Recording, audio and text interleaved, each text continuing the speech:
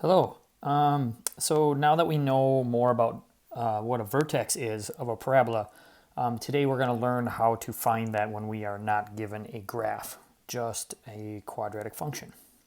So again, quadratic functions are parabolas, and when we find their vertex, it's either the highest or lowest point. So in this case, here our vertex would be right there. That would be the point 1 comma -4. So it's an ordered pair. It's pretty easy to find if you have a graph. One other thing is that the vertex will always pass through the line of symmetry. So this is x equals 1, and notice that that is the same as this value right here. So those always match up. That's an important point. Okay, so how do I find the vertex if I don't have a graph? Here is a formula you will use. You learned in the last lesson how to find the line of symmetry if you don't have a graph. You use this formula right here. Whoops. Use this formula right here. And once you know what x is, because the vertex is always on the line of symmetry, the x's will be the same. And so then you're going to plug them in for these x's and figure out what y is. Okay, so let's try it. Okay, so let's say they give you this problem. They just say, find the vertex. Well, now I don't have a graph, and I want to be able to figure out what's going on. So we have to start by finding our line of symmetry first, and we're going to use that formula that you used to find those on your last assignment. So in this case, opposite of b, so b is 6, opposite of that would be -6, over 2 times whatever a is, so a right here is -3. And when you do this, make sure you simplify. So this is -6 on the top, and then you're going to go, so 2 times -3 on the bottom, which is also -6. So make sure you are careful with your signs. -6 divided by -6 gives me 1. Okay, so now what you're going to do is then take this value right here, x equals 1, and you're going to plug it in wherever you see an x value in this equation right here. So you're going to just plug it in for the x's. So I'm just going to start by rewriting this equation. -3 times 1 squared, so putting 1 in for x, plus 6 times 1, and then -7. Now you can just type that into your calculator just how it looks. So let's do that. So you're going to have to pull up your calculator. MCA calculator. And you're just going to type in what you've got there. So -3 times 1 squared plus 6 times 1. And I think it was -7. And we get -4. Let's just make sure I type that in right. Yeah. Okay. So here, y is equal to -4. So that's the y value of my vertex. So then whenever you're doing a vertex, you want to make sure it's an ordered pair. So I have the x value as 1, the y value is -4, and there we go. And actually this happens to be the equation for this graph that we have right here.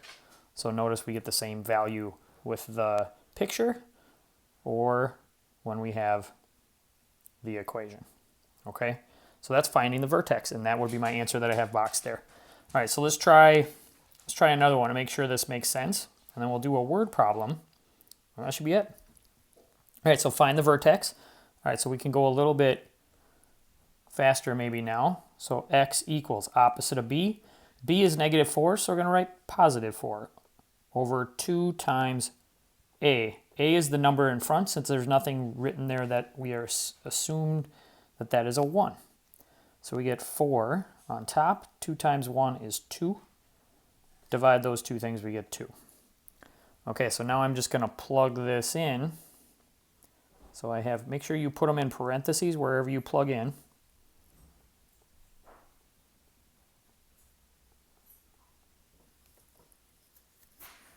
Okay, so then you're just going to type this into your calculator, and you do that however you want. You could do this in your head too, if you wanted. You would get 6. Okay, so now I just am going to write 2 comma 6 as my vertex. This is my vertex. Make sure you always write it as an ordered pair. All right, so that's finding a vertex. Hopefully that makes sense. Let's try a word problem where you have something very, very similar to this. Okay, so let me change colors here again. All right, it says Minnesota Twins first baseman Miguel Sano hits a home run at Target Field. The baseball's path can be modeled by the function y equals negative 16x squared plus 48x plus 3, where y is the height in feet and x is the time in seconds. What is the maximum height of the baseball? Okay, so this picture you see at the bottom is from Twitter. This is actually from a home run that was hit last year. So how can we figure out the maximum height? Well, remember the maximum height always occurs at the vertex. It would be this point right here. So if we could find the vertex, we could figure out what the maximum height was, because that's the highest point right there. So we're going to do that. So we're going to start by doing the same thing. X equals opposite of B over 2 times A. Okay. So I have negative 48 divided by, this is negative 32 on the bottom. So then you want to take your calculator and just say, well, what is that? What's my x value? So let's go back to our calculator. Negative 48 divided by negative 32 gives me 1.5. Okay. So this is 1.5. So what does that mean in the context of our problem? X in this case is time. So that means it takes 1.5 seconds to get to the maximum height. But that's not our height. We need the y value to figure out height because it says y is height and feet. Okay, so we're going to go negative 16 times 1.5 squared. Again, make sure it's in parentheses. 48 times 1.5 and then plus 3. Okay, so I got to figure out what that is. All right, here we go. Let's type it into our calculator.